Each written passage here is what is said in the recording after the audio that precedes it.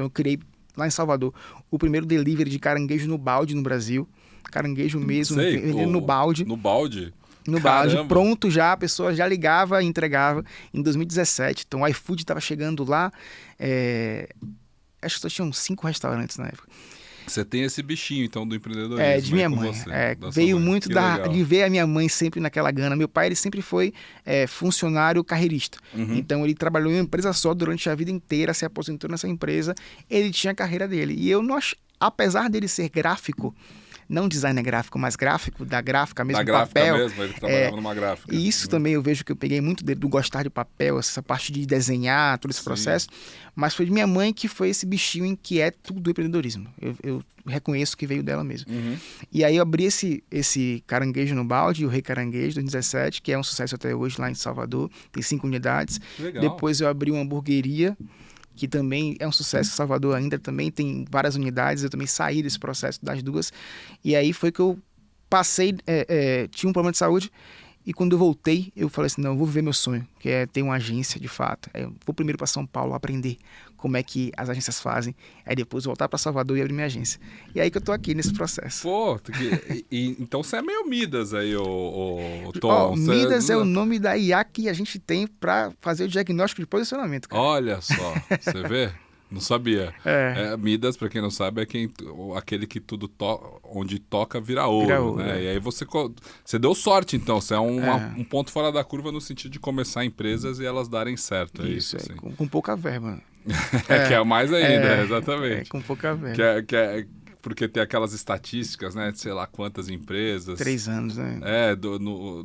Abrem no Brasil e só 10% que chega a mais de 3 anos, né? Um negócio assim. Não sei se é exatamente isso, mas é mais ou menos isso. E aí eu vi lá no teu perfil, você tem um TED e tal, que você virou... Quando você começou a virar referência nessa área também? Quando eu voltei de São Paulo para Salvador... Aqui em São Paulo você se deu bem? Dei bem. Dei bem. Que como foi o processo de ir para São Paulo, né? Porque São Paulo assusta, né, cara? Me assustou a estrutura, na verdade, né? Assim, tudo muito grande. No início eu fiquei um pouco assustado. Tanto que eu aluguei o apartamento para vir para cá via um aplicativo de aluguéis. E aí eu coloquei assim no mapa, né? Não, eu moro aqui, o local de trabalho é aqui. Eu olhei e não calculei tempo. Porque em Salvador, se olhar no mapa, é tudo próximo. Mas aqui em São Paulo, eu, por exemplo, morava no Morumbi e a empresa era na Vila Olímpia. Nossa. Era só uma ponte na minha cabeça. Quando eu vi que não era só uma ponte, que era engarrafamento, que era uma distância absurda. E aí, não tem transporte público de transporte público de qualidade.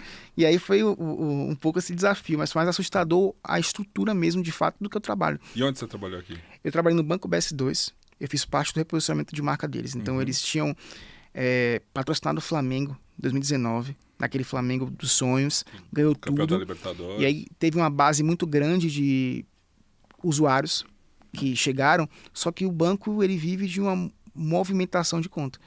E os usuários que abriram a conta foi mais pelo amor pelo Flamengo do que simplesmente por querer ter uma conta bancária com atributos que o banco entregava. E eles entenderam, depois de alguns anos de prejuízo, que os clientes, pessoa jurídica que eles tinham, que faturavam acima de um valor, eles davam lucro. Foi que eles contrataram a consultoria da Mackenzie para poder fazer um representante de marca, para demitir toda a base PF e ficar só com os PJs acima de um valor de faturamento. Aí eu entrei nesse processo como Head de Design Digital. Eu fiz todo esse comando da equipe e das criações para transicionar a parte de imagem, porque a parte de mensagem, que é a parte escrita, veio muito da Mackenzie. Então, toda a parte estratégica, ali do que é que tem que comunicar, faz o que com a verba, todo esse processo veio da consultoria junto com o time das BUs internas lá de marketing. E eu fiquei nessa parte de pegar essa mensagem e traduzir em imagem. Eu fiz esse processo. E aí, quando finalizou o projeto, aí foram alguns headhunters, né, que vieram buscar para a agência, que é uma questão da comunicação, né, do mercado de comunicação, que ele não valoriza o profissional. Então, você não consegue ter uma promoção dentro da própria empresa se você não for puxar saco. Exato. E aí, como é que a pessoa ela galga na vida quando ela tem uma proposta um pouco melhor financeiramente? É como se fosse realmente quem paga mais leva. Tinha uma chefe jornalista que ela falava, a única maneira de você fazer salário nessa profissão é você pular de emprego em emprego. Infelizmente Empresa em empresa. Porque você ficar no CLT, assim, e a forma de fazer isso, na verdade, é o quê? É o networking, é você se mostrar, é o marketing pessoal também. Exato. E aí eu trabalhei em algumas agências JCom, que atende Duolingo, Burger King, África, que é a icônica África, DM9 também. Eu entrei na DM9 logo quando voltou a ser DM9, que era Sunset, e aí voltou a ser DM9. Nesse projeto eu entrei lá na Suno, United Creators também, e na Oliver Agência. Então foram 5 passagens aqui em São Paulo nesse processo. Em 7 anos. 7 anos, foi. Pô, legal pra caramba. Então você já acumulou ali uma bagagem atendendo contas bem legais, cara. Não dormia, né? Não, como é que é estresse? Tentava. Porque eu sei como é que é esse mundo dentro das agências, assim, por cima. E é uma máquina de moer gente também. É uma certa forma vamos ter Black Friday, aí pede pizza pra todo mundo. Vamos virar noite e tal. É um drive bem ultrapassado, de fato, que faz com que o churn seja muito alto nas agências, né?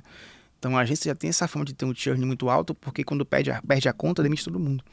Sim. E aí quando você tem esse local de trabalho, vou dizer que insalubre nesse processo, você perde muitos talentos, né? A gente vê vira e mexe pessoas, publicitários muito talentosos, abandonando a profissão de fato e negando todo o seu chamado, todo a sua história para construir outra história, quando vai entender muito de mágoas, de processos ali que não foram digeridos da forma correta, justamente porque a publicidade ela não foi planejada para crescer aqui no Brasil. Ela aconteceu. Então, desde o Reclame, que era a propaganda inicial, até os anos pré-inbound marketing, outbound marketing, que virou febre, né? Ela foi acontecendo, né? Que foram picos de crescimento. Então veio ali a parte do Reclame na Moria, lá em Salvador, que foi a primeira agência do Brasil. Os baianos têm uma baita história dentro o Nizanguanais, exatamente. O marketing político do Duda Mendonça, né? De construção de imagem, né? De imagem, que inclusive que fez a imagem do presidente. Exatamente. Todo esse processo. Então, foi acontecendo. Não teve um planejamento igual lá fora, que aí o que aconteceu? Quando chegou um certo tempo, as empresas de fora tiveram que estar comprando aqui de dentro, para poder dar um corpo de crescimento, para poder que eles não fechassem, né? Não tivessem um tipo de perderem as contas para esses grandes grupos que estavam vindo para o Brasil e iriam tomar essas contas. Foi o que aconteceu com a Accenture mesmo. Quando a Accenture veio para cá para o Brasil, ela, por mais que seja um braço de consultoria, ela abriu a Accenture Song, que já existia lá fora, trouxe para cá, tomou meio mundo de conta de diversas agências, porque trouxe uma proposta diferente de trabalho planejada. E as agências simplesmente aconteceram nesse processo, né? E eu vivi tudo isso, cara. Todo esse processo de acontecer.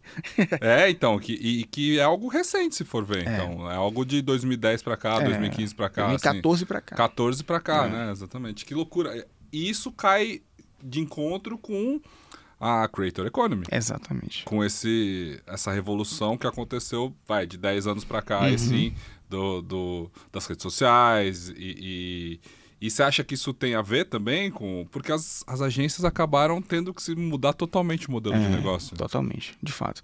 A gente vê assim que agências não vendiam, né? Elas participavam de concorrências para trabalhar de graça em um projeto que era entregue para trabalhar de graça, para conquistar uma conta que às vezes não conquistava e aí sobrecarregava a equipe.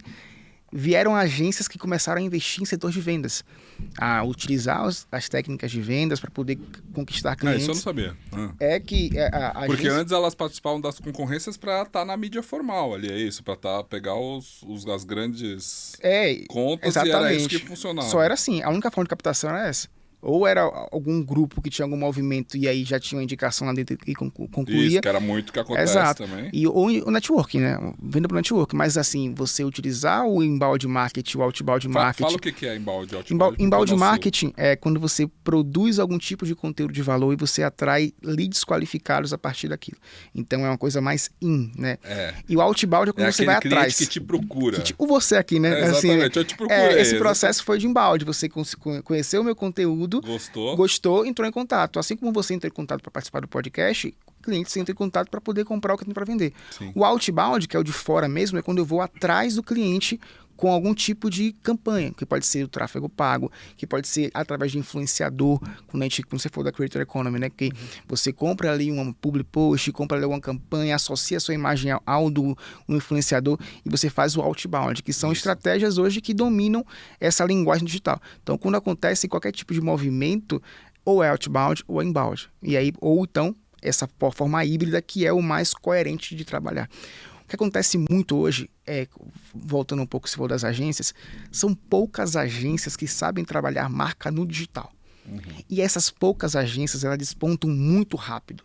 Porque se você for analisar marcas, eu queria que você me dissesse 5 marcas que você segue hoje. Exatamente, a gente não segue marcas. A gente não segue marca, porque a linguagem... Eu não sigo ninguém, mano. Pelo contrário, sigo Saber Ampliado, sigo... É o que eu sigo, eu acho.